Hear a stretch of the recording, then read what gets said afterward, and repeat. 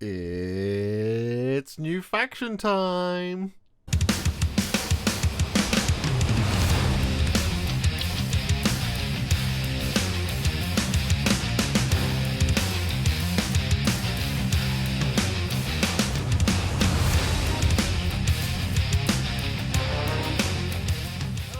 It's the Warhipster here, coming at you with another Sprue review video. Yes, we are back once more with a unboxing Sprue review type thing today, and we are going to be taking a look at the all-new Helsmiths of Hashut.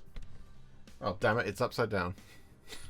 Yes, Games Workshop have been very, very kind and have sent me the Helsmiths of Hashut army set to build up, paint and review with all of you, and that is exactly what we are going to be doing today. Well, this is the Sprue review part. I'm not going to be doing the painting in this one, but much painting has been done in the last week, so naturally a massive thank you goes out to them for doing that, because, well, it's Age of Sigmar, so I'm just super pumped and excited for this regardless of anything else before we've even cracked the box open. The good news is that once we did crack the box open, it's very, very cool. So yes, after many long rumours and lots of waiting, the Chaos Dwarves are here. The Helsmiths of Hashut. It's very, very cool. It's a nice little box, and well, I'm very excited to talk about it because it's just a very, very, very good box from all angles of the hobby, as it were. So we're not going to say too much at this beginning part because, well, the box can speak for itself, and you know, we'll ramble towards the end. But for those of you who don't know, and this is your first time here, this is a sprue review where we're going to take a good long look at each of those sprues, figure out how long it takes to build each of these models, and then kind of just talk about these from a modelling perspective as to whether or not they're any good. So it's a really simple format, and we're going to jump in. But just before we do that, I'm going to ask you to do all those YouTuber-ly type things, which is to say, if you could please leave a like on this video, that would be very, very, very appreciated. And if you haven't already, please do subscribe to the channel, as we're hurtling our way towards 100,000 subscribers. And we would love to do it this year. So I need your help to do that. And finally, comment below. Let me know what you think about the Helsmiths of Hashut. Are you excited? I'm excited. I'm very, very excited for this book and for these miniatures. The book's really good as well. I'm really, really impressed with that. And we'll probably be doing a Just Paint or Play for this faction as well in the coming week or so. I haven't figured out when yet, but we are going to be doing that as well. So keep an eye out for that. So, yeah. So without further ado, let's jump in to the Helsmiths of Hashut army set. Here we go then. I'm excited, you're excited. It's new Age of Sigmar faction time. Yes, we have the Helsmiths of Hashut, the new army set. Oh my goodness me, look at it. I'm very, very excited. It's not every day you get a brand new faction, and yet here we are. So let's have a look at what we get inside this army set, shall we? So here we go. What we get inside the Helsmiths of Hashut army set is a battle tome. You would expect that, right? So we get the 90-page battle tome Helsmiths of Hashut. We get 32 war scroll cards. That's a lot of war scrolls. And we get one transfer sheet. Didn't realise there was a transfer sheet in here. One point of order is that this box contains a full spearhead army. So that is a spearhead right there, one would assume, unless, you know, one of these is out. But there we go. That's a whole spearhead. That's awesome. And then we also have 14 citadel miniatures. So we have a war despot, we have one dominator engine, that's that thing, we have 11 infernal cohort, and we have a tormentor bombard, which is that bad boy just there. Right, let's crack this box open, shall we? Because that's the main event. That's the bit we're all here for. I'm excited. Let's go. All right. Ooh, what do we get? We get a black card insert. Yay! I missed the full artwork ones. Oh well, there we go. Anyway, so we have one sprue, which looks like the War Despot.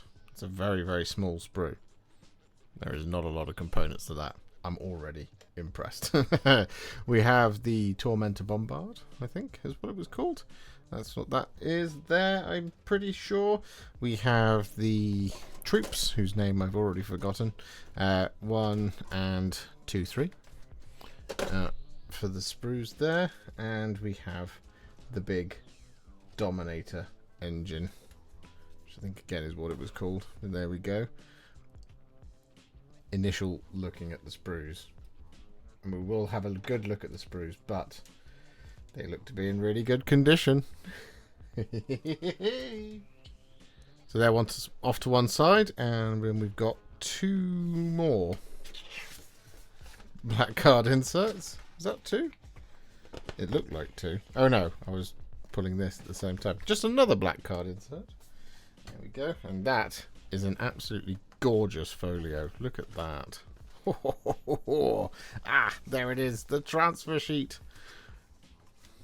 We've not fallen foul of the no transfer sheet for you this time.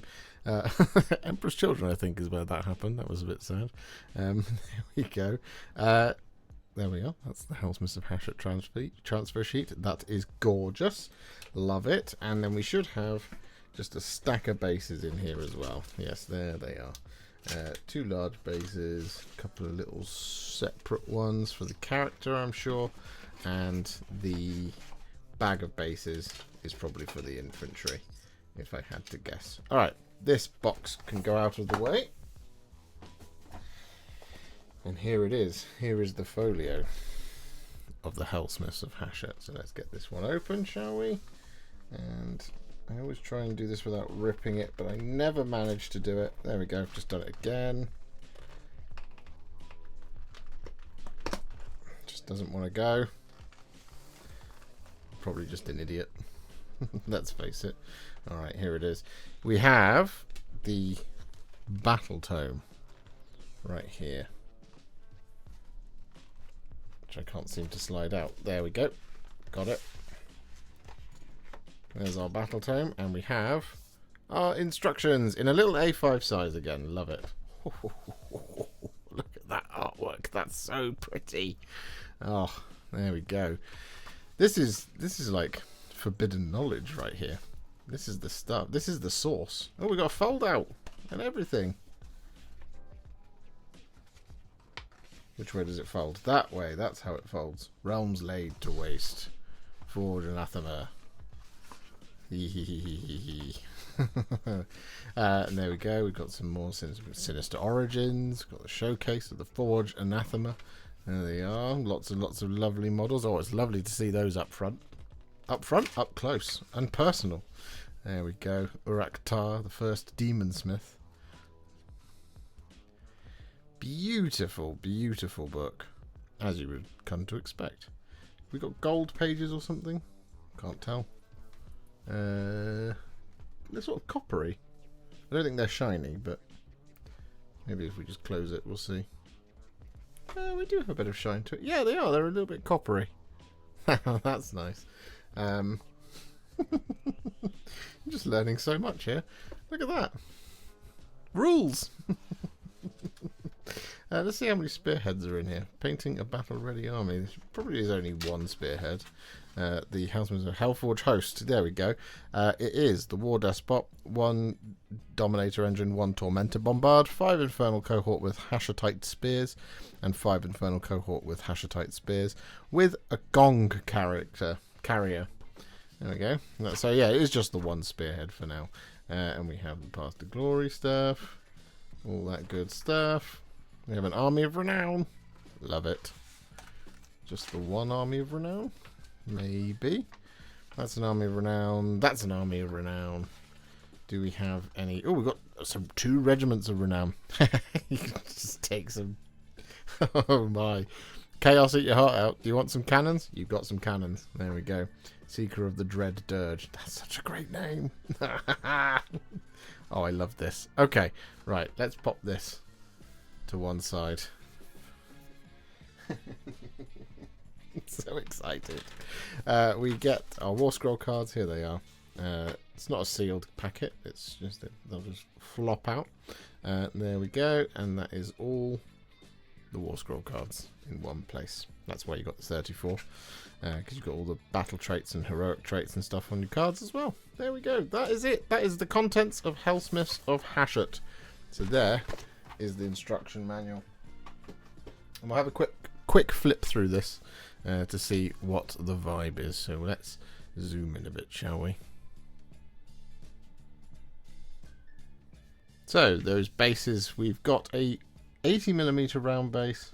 For some reason the 100mm round base isn't included in this key. So the 80mm round base is going in there. The 100mm round base goes over the top of it, but it's not included there. That is one thing to watch out for. We have one 32mm, 10 28mm, and one 25mm base.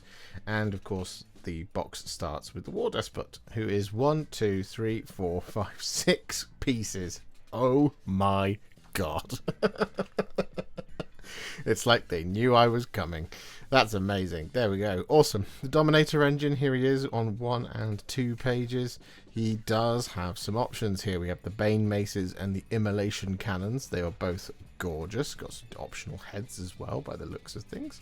So multiple different options for your Dominator engines. Oh, that's it. It's done. That was quick.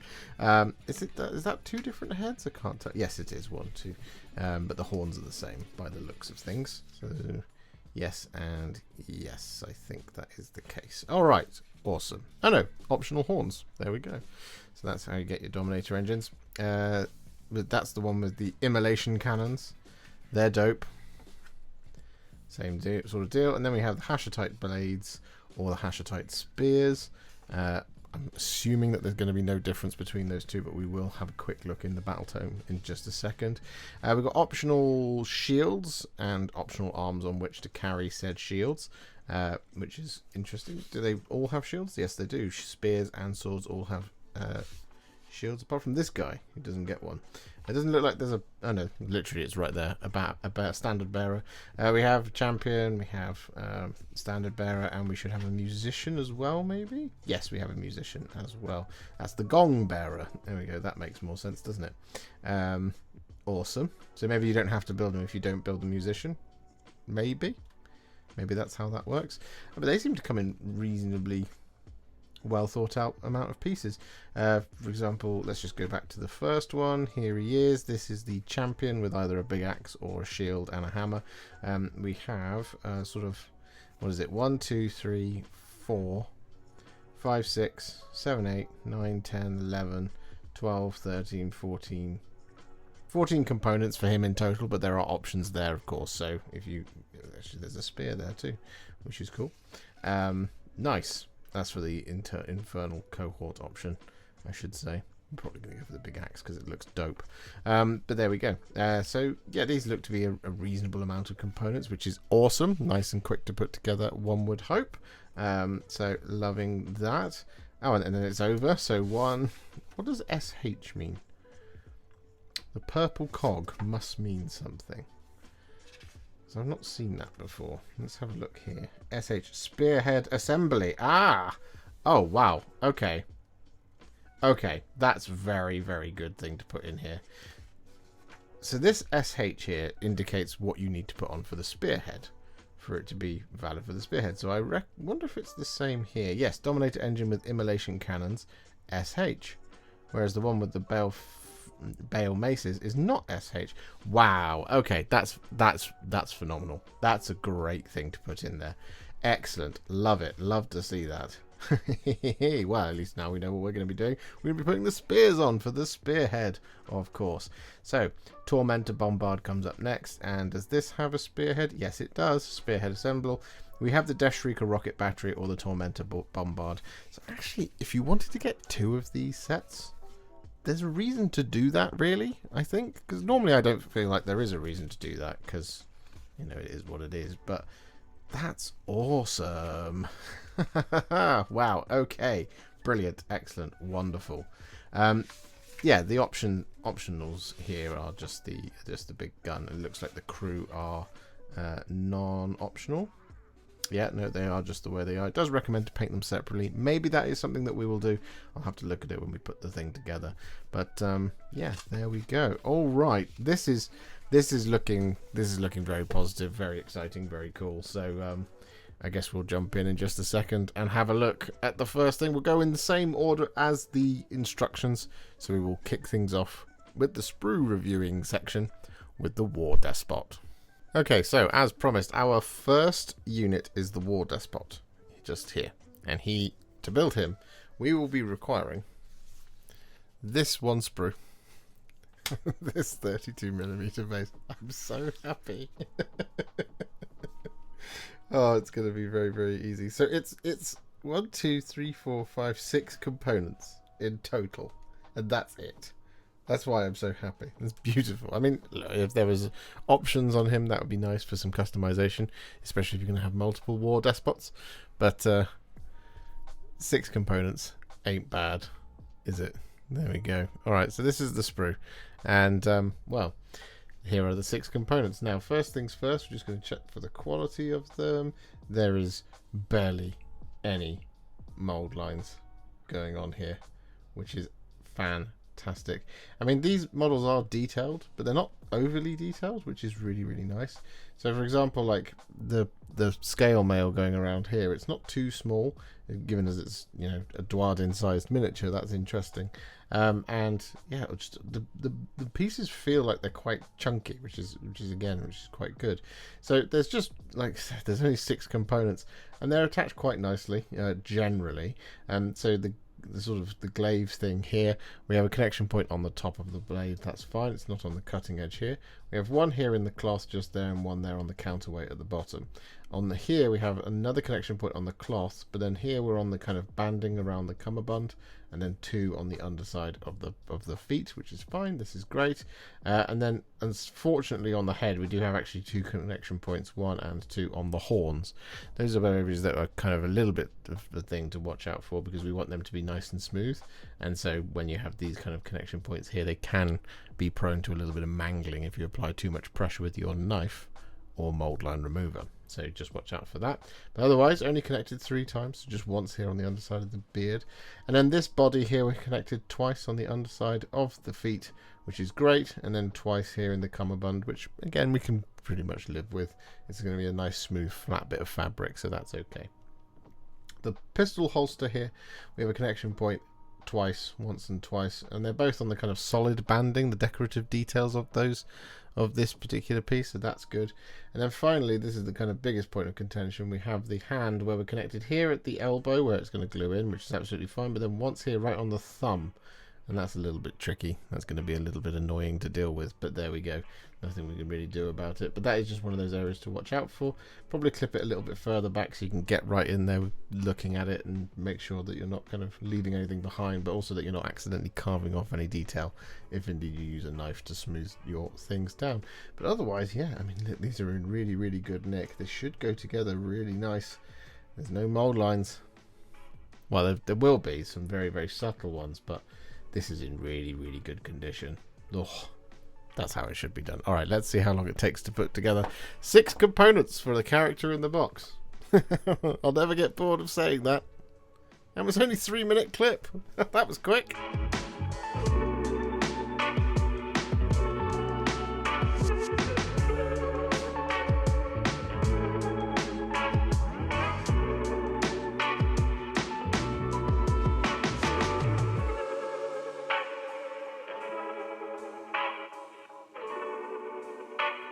So with our War Despot all built, he looks great. That was so quick. That's awesome. Right, the next thing in the instruction manual is the Dominator engine, which comes on this 2A5 sized sprues, and in order to build it we will also require the 80mm round base. So it's the smaller of the 2 large round bases available in the box. So let's have a look, shall we? We already know that there's 2 different options here in form of the big guns or the big maces. So we're just going to snap this in half. There we go. And in order to build the spearhead, we need to do the guns. So that is what we're going to do. But that doesn't mean we can't have a good long look at these sprues. So the vast majority of these are orientated in such a way that this is a vehicle, which is fantastic. And it does therefore mean that this is going to be fairly easy to clean up, because we're just going to orientate our sprues in this orientation. We're just going to move them like that, and that is going to help us get all of the mold lines off if there are any. This one has got a bit of a bend to it. Really just noticed that. Does the other one have a bit of a flex to it?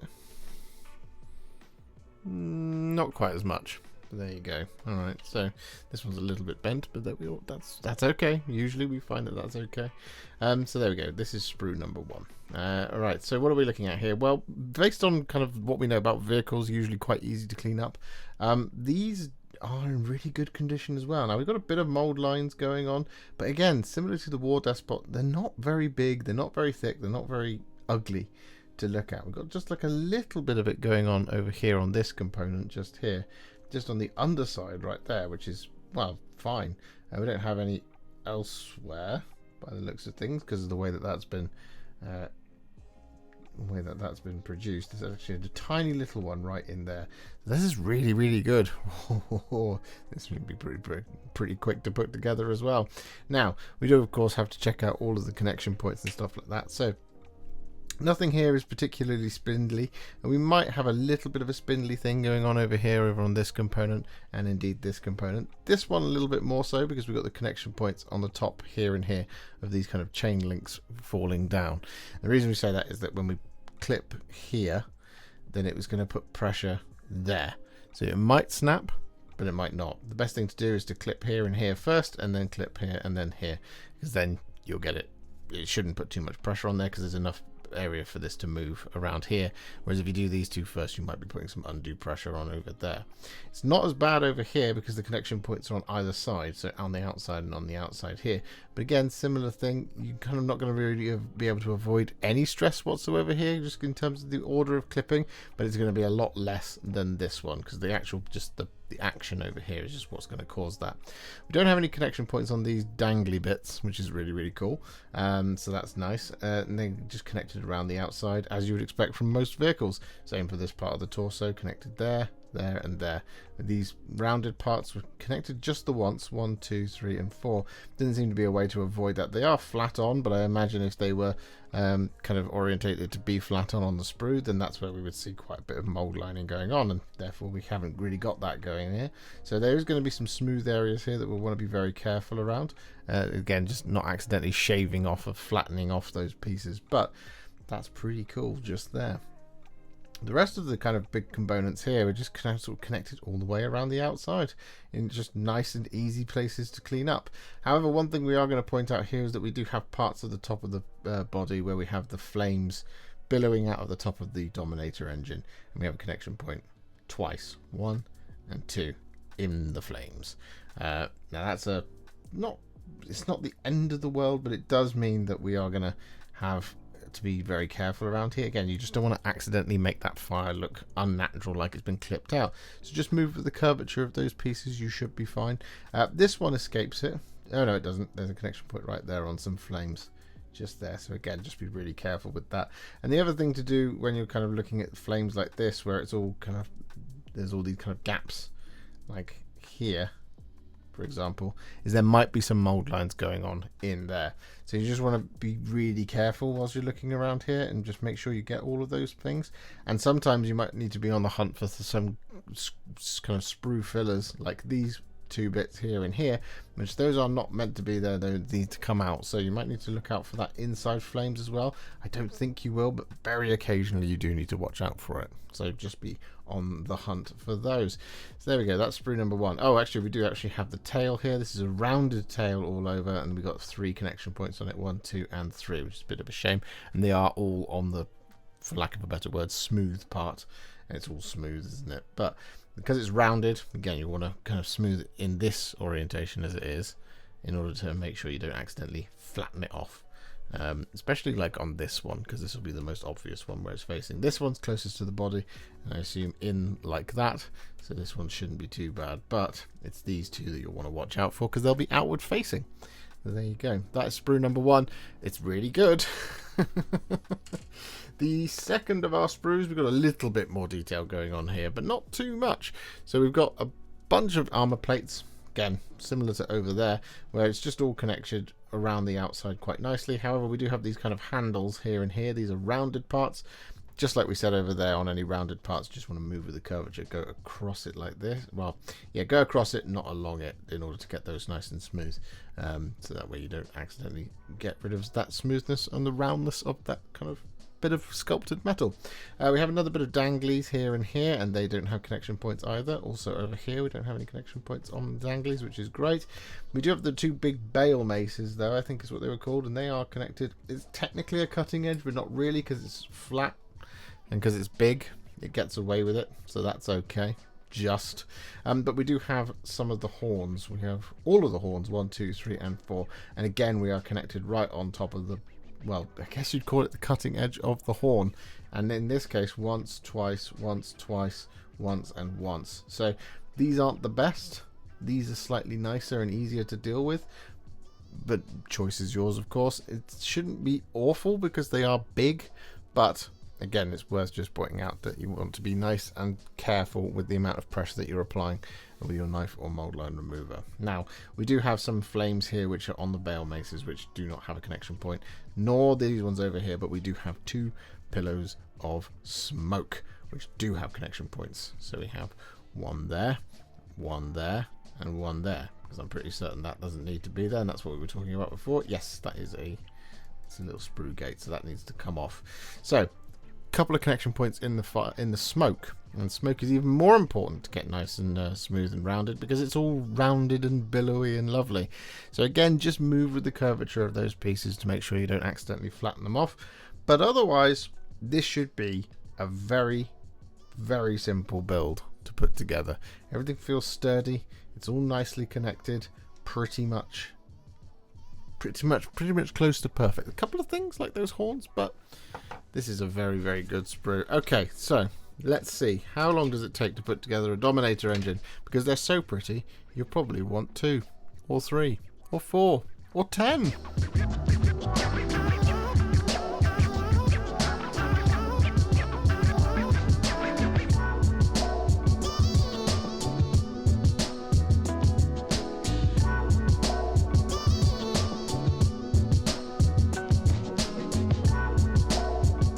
So our Dominator is now all built. I really, really like this. It's neat and tidy and beautiful and very cool. And the arms move. I'm easily pleased, what can I say? Anyway, now we're going to move on to, what are they called? The infernal cohort. So, in order to build these, we are going to require these 3 A5 sized sprues. We are going to require this 25mm round base and this bag of 28mm round bases. Now, we've already covered this very, very briefly, but in the instruction manual we have a bunch of interchangeable shields and a bunch of interchangeable arms. There you go. We also have a banner, we have a champion who has 2 different weapon options, and we have it labelled that the spears are the spearhead option, which is fitting, right? Spears, spearhead, you get it. So we also have a musician as well. There's a couple of optional heads for some of the models. Yes. But some of them are part locked. Quite a few of them are part locked actually. But it's not just like do this twice, you know. They look to be, as far as I can tell, 10 individual models on these sprues. There's no duplicate sprues going on here. It's not a 5 and 5 type thing. So that's really, really cool. So let's have a look at these sprues, shall we? So we'll start with the loose one, shall we? But we will break these in half, so they're no longer the loose one versus the attached one. So here it is. Here is the formerly only loose one. So on this sprue, what do we have? Well, we have some spears, 1, 2, we have a sword, and we have the axe here, we have the banner, we have a couple of the bodies and things like that. I should say actually they come in sort of roughly 7 to 10 parts generally. It depends on whether you use shields and stuff like this. Also for the spears, some of them can be a little bit different. It varies on a piece by piece basis, and the 10 kind of, I think when I counted it, I can't remember now, and it was only 2 minutes ago. Brain. But the words. Some of them are a case of there's 10 pieces because there's 10 pieces including the options, basically. Anyway, this is what we have to work with here. So First thing I will say is that the cutting edges on these spears are clean. There is no issues here. And the sword here were connected on the top. Now this is okay, because it's usually a flat top. It's not a kind of spiked top. But we do have a connection point here on the top of that sword, just there, which is pointed. But it does kind of fatten out at the end rather than thin down like a normal blade, unlike these. The spears thin down towards the tip, but the swords don't tend to. So this is actually, funnily enough, okay. We don't mind that so much. Believe it or not, first time for everything, right? We have the axe blade here. We're connected on the actual pole that goes through the axe head. The same for this little hammer. It's actually connected just there on the top of the hammer, which is nice. It's not too bad.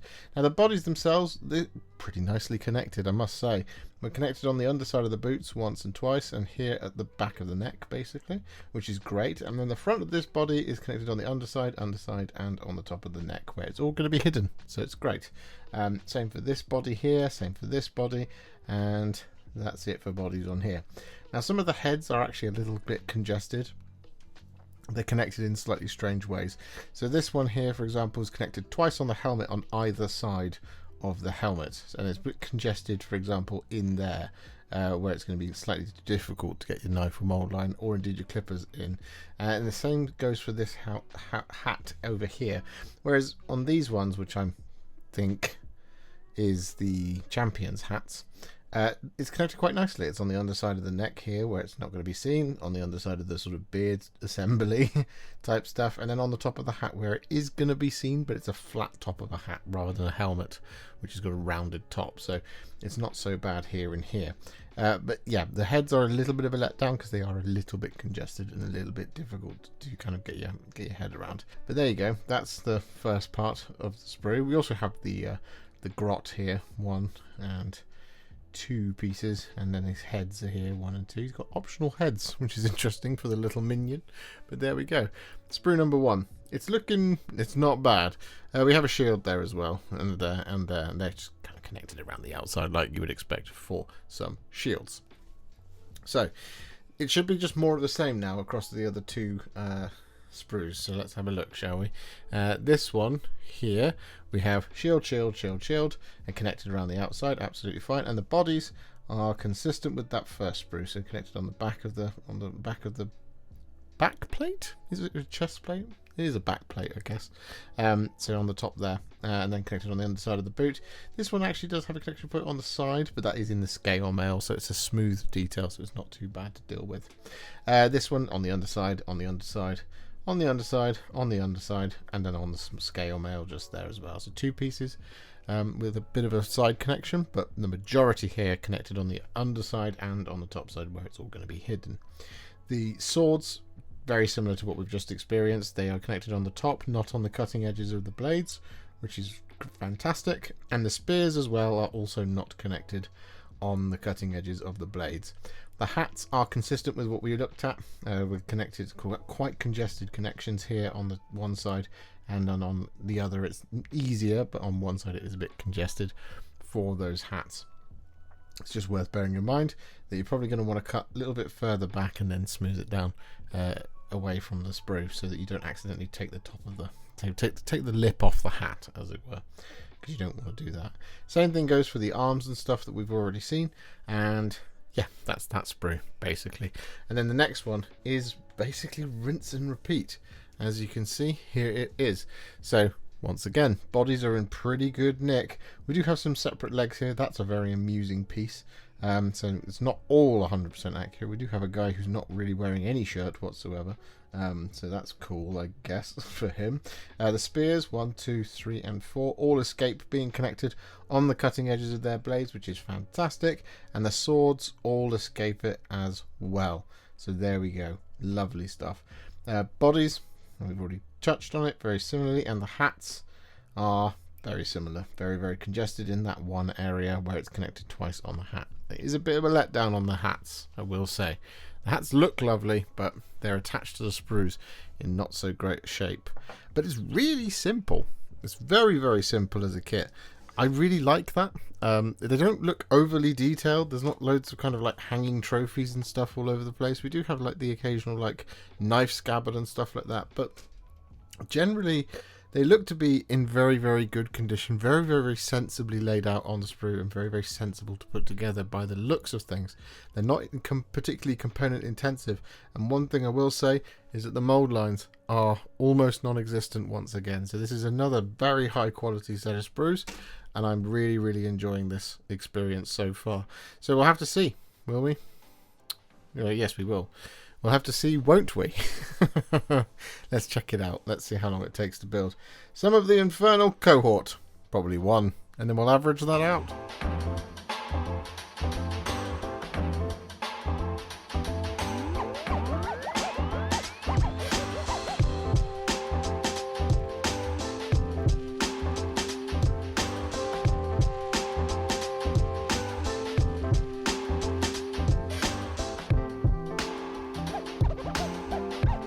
So our infernal cohort are all built. They look fantastic. I really like these. They go together really, really, really quickly and really simply. They're nice. Really, really nice. The only thing I will say, actually, before I forget it, is that the head connector, where you glue the heads in at the neck, it's a little bit shallow. So the heads need to just kind of be very gently placed on. Don't use too much glue, because you'll melt off the bit that kind of secures the head, and then it becomes a little bit of a tricky thing to make sure it's secure where it should be. But that's the only thing. It's the only point of error so far in this army set. So let's have a look, shall we, at the last kit. We have the big cannon, and to build it we need this sprue and this base. Now it builds two variants. Oh, there might be another sprue. Is there another sprue? I don't think there is. Hang on. No, there is not another sprue. It is just that one sprue. Well, it's technically two sprues connected, but it's just the one. So that's really cool. So here it is then. The Tormentor Bombard, or the other one.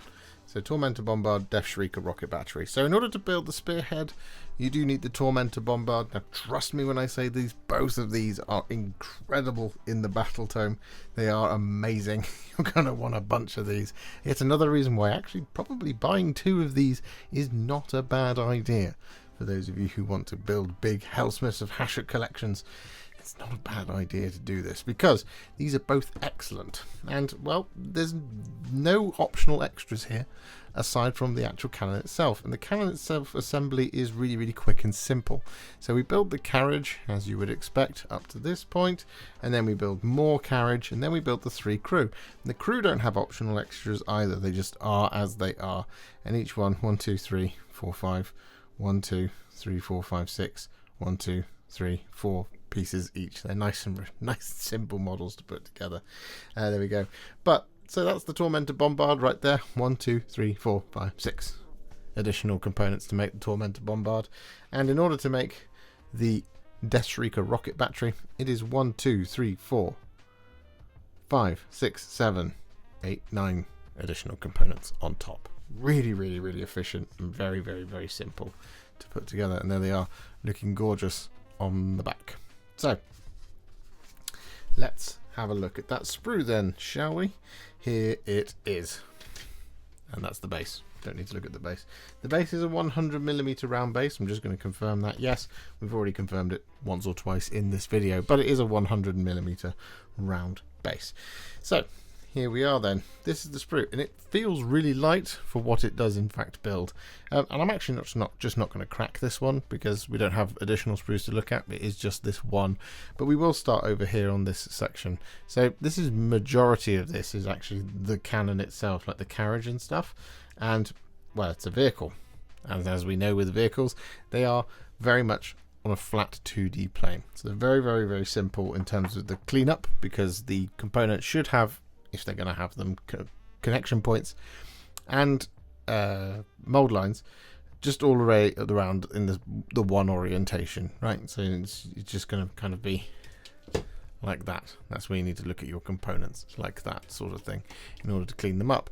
But just like we've seen so far with the rest of the army set, these are in excellent condition, and there isn't very much that's like really crossing the plane here. We've got one bit here and we've got one bit down there, but the rest of it's very, very flat on, so there isn't that much in the way of kind of tricky, sneaky mold lines, as it were. Now there's a little bit of it here and there, so in fact this one crosses the plane, and you can see just there the mold line going around it, but that looks to me like that presses into something, so maybe that's not a mold line, that's just a guide track, but we shall see when we come to build the whole thing.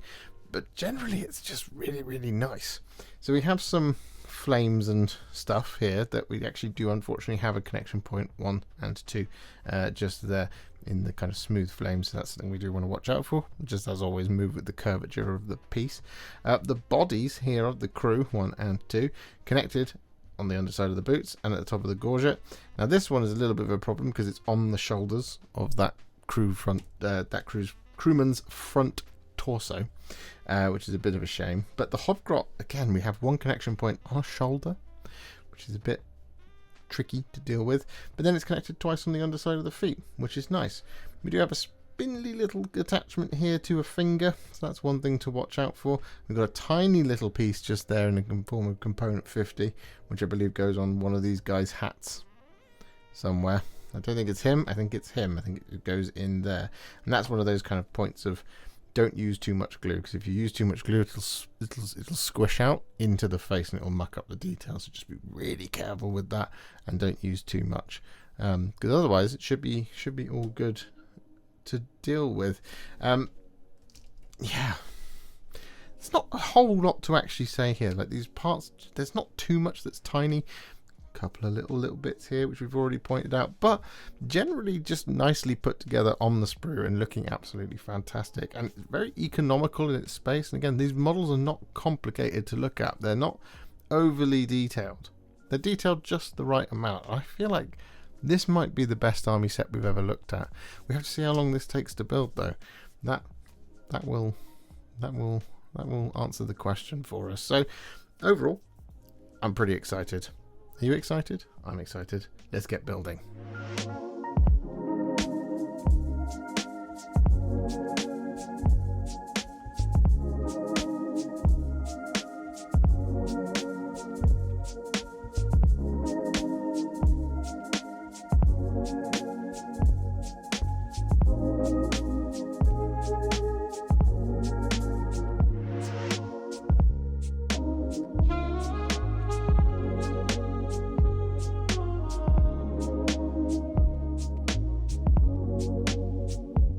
There you have it, the box all built, all reviewed, and the big question mark as always is, did I manage to paint all of this box? Well, the answer is yes. First up we have the Dominator engine in all of its glory. I mean, just behold this thing. It's a really good centerpiece for the box anyway, and for a spearhead, and I really enjoyed putting this one together, the flames in particular.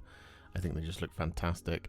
Next up we have the War Despot, our simple little character. 6 pieces only. I love it so much. It's only 6 pieces, and so therefore we went a little bit further with the paint scheme, particularly around those sleeves. Can't wait to show you that one. And then finally, of course, we have the infernal cohort, because I didn't get the cannon done, but it's on the way. But we have the infernal cohort, all 11 of them, and in this video we show you how to paint, of course, the hobgrot as well, the gong carrier, to give it its proper title. And there we go, all looking great. I needed just one more day, and I would have got that cannon done. But alas, we shall have to finish it today. Then is basically the plan. So there you go. As you can see, we've done box art for all of it. Now we are hopefully I'm going to do the other schemes as well. But these the infernal cohort, for example, they come in units of 10. So I wanted to have a unit of 10. I didn't want to have a couple of alternate schemes thrown in there. I'm a collector too. I do intend to play with this army at some point, because I think it's really fun. So overall, what do we think of the Helsmiths of Hashut? Well, I think it's a bold claim to make, but I'm going to make it anyway. I think this might be one of the best army sets I've ever built, to be honest. Just all of the models just went together really nicely, went together really well, and some of them took quite a while, i.e. the Dominator engine and the Tormentor Bombard. They're not quick models to put together, but they were simple models to put together. The cleanup was almost non-existent, although of course your mileage may vary, but there was barely any mold lines across any of these models. They're there, so you do need to run the back of a knife over the top of all of these components, just to make sure you catch that very small one. But the cleanup was very minimal, and the actual assembly of the models themselves, there was nothing that was actually too difficult, which was also a really cool thing. So fundamentally, at its core, as kits, they're brilliant. The War Despot being only 6 pieces is amazing for me. I really, really liked that.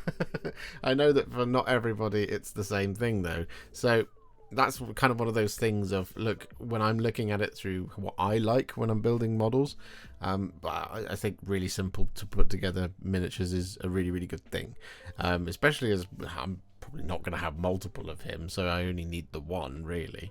But I really, really liked it. I thought just as 6 pieces, fantastic. Just throw it together really quickly, and then actually painting it was pretty quick as well. So as a little side project later on when it's available individually, if you want to try it out, the War Despot's a really good model to buy. But of course the caveat to that is that it would be nice if there was alternate weapons or different pose or this, that and the other. All those kinds of things that you would normally kind of want from a character that's theoretically going to lead your Helsmiths of Hashut for at least a little while until the main range comes out. But that's just it, I can see arguments in favour on both sides. There's criticisms, but there's also praise of it, depending on which angle that you come at from it. I think it's the same thing with the infernal cohort. They are quite prescriptive in the way that they're built. There are alternate heads and stuff like that, but they are kind of part locked in that it's not like sometimes you would see with a unit like this. Let's say Liberators, for example, when you buy a box of 10, it's a duplication of Sprue. And that's not actually present here at all. So they are technically 10 individual models, which is a really, really cool thing. But it does mean that they can be a little linear in terms of how they're built. Of course, better builders than I will probably be able to do much more interesting things with it. But ultimately, I think it's just a nice, simple kit. And again, individually, each one, not that difficult to put together, which, big plus in my eyes. As for the Dominator and the Tormentor Bombard, we've already kind of touched on them. They were a little long in the tooth to build, but ultimately they come out really, really well and pretty simple to put together at the end of the day. I would say that the Tormentor Bombard maybe benefits from being done in sub-assemblies. I thought about it to begin with, but then when gluing the Hobgrot in, because he's actually attached to the cannon and one of them standing on the cannon, I thought, actually, I'll just fully assemble these. And it's been fine to paint so far. I mean, look, it's very nearly done. It's not far away now, but it is what it is. I mean, I think the vast majority of people will sub-assemble this one. It doesn't need it, but it would make it a little bit easier to do. And the same thing goes, I think, maybe for the Dominator as well, in that the arms maybe kind of make some of the underside of the Dominator a little bit tricky to put together, well, at least paint, but it could be sub-assembled that way. But again, you can have the arms moving and stuff, which is really cool. Mine do, which I quite enjoy, and it's not just on a tank. It feels like we're getting closer to action figure levels of Warhammer miniatures, which is, I mean, that's a vibe. It might not be yours, but and it might not be mine, but I quite liked it. So ultimately, I mean, look, there's not really a whole lot to say because this was just a really generally very lovely experience to build and put together.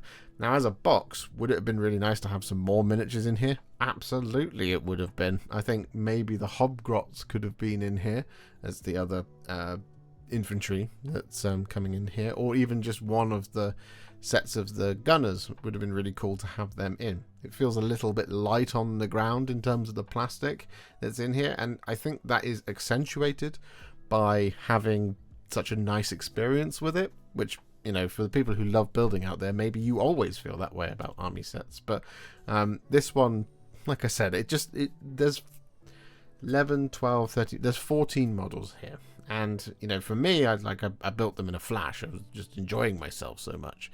But that was a new experience for me because I don't generally like building miniatures, as it were. So For those of you who love building and want a good challenge, it's not here because there's not actually a ton of stuff here. So it would be nice to have had a little bit more in the box, I would say. But, you know, that's kind of... well... I mean, we all want more all of the time, don't we? More plastic for less prices. That's basically the thing that everybody wants all of the time, and I'm right there with you guys. So yeah, I don't know if it's a reason to not pick up the box, because you get the really cool book, you get the really nice cards, you get 14 all new miniatures that we've never seen before, which is really cool, and it's a really fun experience to build and paint this. And the future looks very, very bright, in my opinion, for Helsmiths of Hashut, because there's some really cool models coming on the way for them, which it just is awesome as well.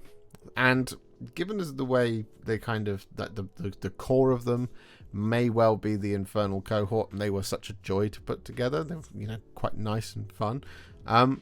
It's generally, as kind of an army, that's kind of what you want. You don't want really complicated, difficult to paint and build troops, because they're supposed to be the core of your army. And so, because they aren't, therefore they're great, as it were. So, I think it's a really good start for the faction. I think it's an excellent box. And now, of course, comes the moment where we rate this thing on the Land Raider scale. Based on how great those sprues were, how nice the building experience was, the fact that it's a brand new Age of Sigmar faction, and we've got a brand new army set and all kinds of great things on the way. Although you can't really price the future into the grading of a product that we have available now. I'm going to give this box a 9 out of 10. That's right, a 9 out of 10. Because we've a couple of things to knock some points off for, which we've already talked about. But 9 out of 10 is a very high rating. I genuinely think this is a really, really, really good box. And I really like it. So, yeah, 100% recommend. Really, really cool. And it's a great way to get started in Age of Sigmar. In fact, there's one thing I haven't even talked about, is that the instruction manual had that little SH logo on it in order to denote which variant of these miniatures you needed to have for the spearhead. That's great.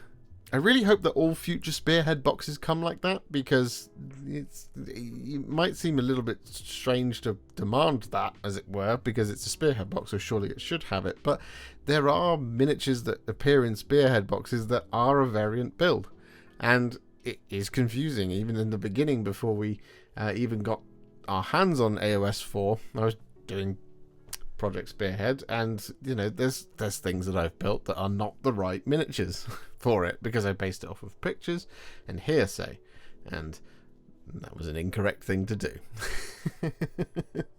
So we are equipped now to play Spearhead with this, if you build it with the Spearhead loadouts, which is, I think, is a really cool thing straight out of the bat anyway. And you know, you're not missing anything. It's not like with the Git mob where you were missing the Snarl Boss and Wolf Git retinue, for example. Here, you've got everything you need to get started with the Helsmiths of Hashut, and I think that's just a really cool feature of this box as well. It's the same thing with the Death Rattle army set as well, actually. That's not a full spearhead. Need some other bits, I think. I said that so confidently.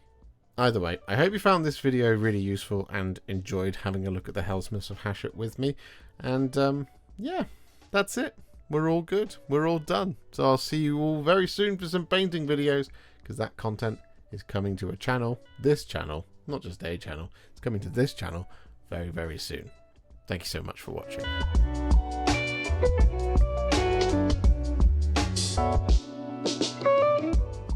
If you enjoyed this video, you love the channel, and you'd like to support me further, you absolutely can do so by heading to patreon.com/Warhipster, just like all of these wonderful, amazing people have done. And alternatively, you could become a YouTube channel member by clicking on the join button below, exactly like these fabulous folks have done, scrolling up on the screen before you. There are so many of you out there that it really takes my breath away, and I cannot thank you enough for everything you do, as without you I wouldn't be able to keep making these Contrast Plus videos. And if you really like this video and you want to send me a little thanks, just click on the thanks button just below this video. Don't forget to share it, like it, comment on it, and don't forget to subscribe to the channel. And to make sure you stay up to date, don't forget to click the bell icon. Thank you so much for watching, and I'll see you all very soon in the next one. Happy wargaming.